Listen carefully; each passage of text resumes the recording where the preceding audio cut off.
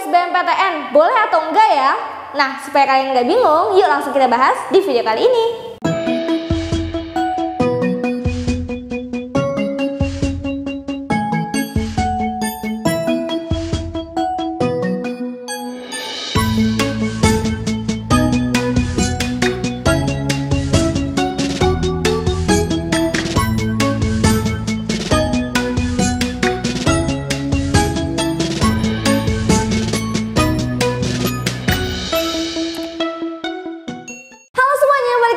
Media Channel. Siapa nih yang udah nungguin informasi seputar UTBK SBMPTN 2022? Nah, teman-teman, ini aku kali ini mau bagiin tentang linjur atau lintas jurusan. Nah, biasa kan kalau misalkan di SNMPTN nih banyak banget ya pertanyaan soal linjur. Kak, boleh nggak sih dari IPA ke IPS gitu ya, atau dari IPS ke IPA, atau mungkin dari anak SMK jurusannya tapi pengen ambil jurusan di univnya itu yang nggak sesuai sama jurusan di SMK. Atau ada anak yang bahasa pengen ngambilnya jurusan IPS, boleh atau enggak sih?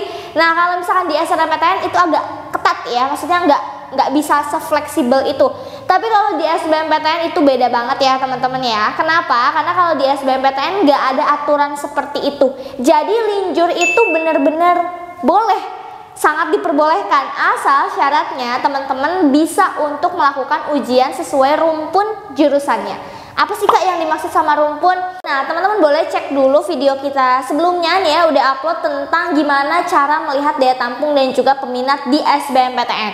Sebenarnya caranya masih mirip-mirip juga ya sama SNMPTN di website LTMPT juga. Nah, kalau misalkan SNMPTN itu kan teman-teman bisa lihat di tulisan si jurusannya, informasinya itu apakah jurusannya jurusan IPA atau IPS, terus dia menerima anak IPA aja atau anak IPS juga bisa ambil. Kalau misalkan di UTBK SBMPTN itu tulisannya cuma satu teman-teman ya, Saintek atau Sosum. Ya, nah ini kan kita udah bahas tentang kelompok ujian ya. Kalau Saintek berarti kalian ujiannya itu ya kayak ujian anak IPA mapelnya gitu ya, ada matematika, fisika, kimia, biologi gitu kan. Untuk TKA-nya ya, kalau TPS-nya masih sama dan bahasa Inggris. Terus kalau misalkan tulisannya itu Sosum berarti dia jurusannya tuh basisnya IPS. Jadi kalian nanti tesnya atau ujiannya itu di TKA Sosumnya ya seputar sosiologi, geografi, ekonomi, sama sejarah gitu. Jadi cuman ada dua teman-teman ya kelompoknya. Ingat nih, jadi kalau misalkan teman-teman mau linjur boleh aja, asalkan teman-teman cek dua kelompok ini ya, jurusan itu termasuk ke kelompok yang mana. Kita ambil contoh ya, misalkan teman-teman mau masuk ke IPB nih kan, IPB itu terkenal dengan jurusannya yang Saintek semuanya. Kalau misalkan di SNMPTN itu cuma bisa nerima anak IPA ya, jadi anak IPS tuh nggak bisa ngambil sama sekali. Nah, kalau misalkan anak IPS mau ambil jurusan di IPB lewat UTBK SBMPTN, bisa atau enggak? Jawabannya bisa.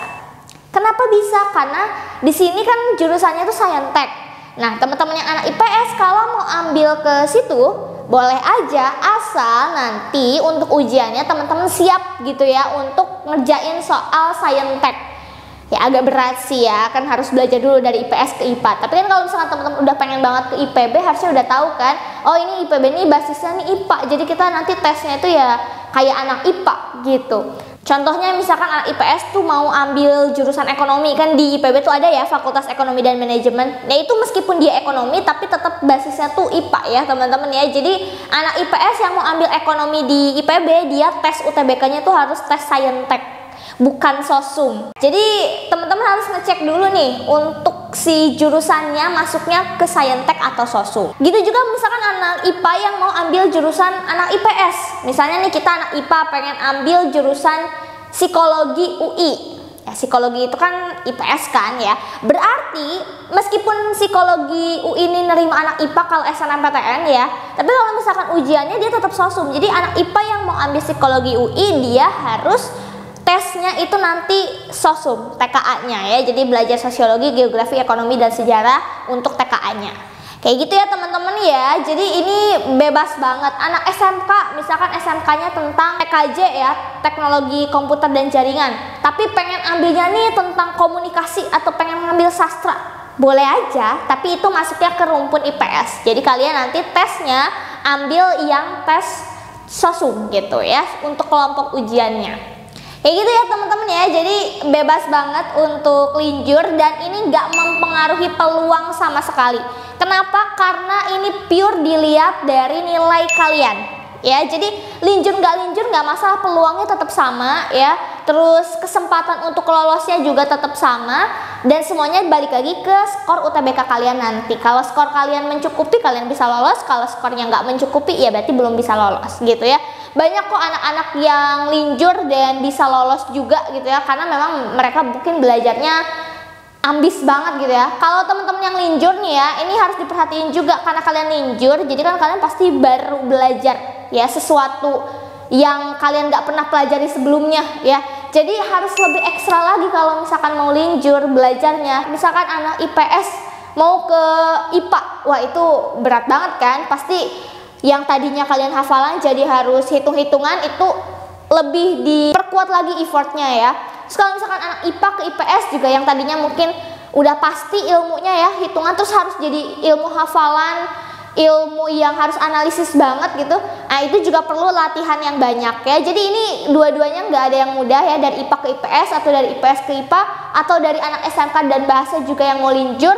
Semuanya butuh effort ya, karena semuanya ini tergantung sama skor, nggak ada faktor alumni, domisili, sertifikat dan lain sebagainya. Oke? Nah jadi itu ya teman-teman ya informasi seputar linjur. Intinya linjur itu sangat boleh, sangat bisa. Yang penting teman-teman siap untuk menjalankan tes atau ujian sesuai rumpun dari jurusan yang kalian ambil. Oke, so itu aja teman-teman untuk video kali ini. Semoga bermanfaat and see you in the next video. Dah.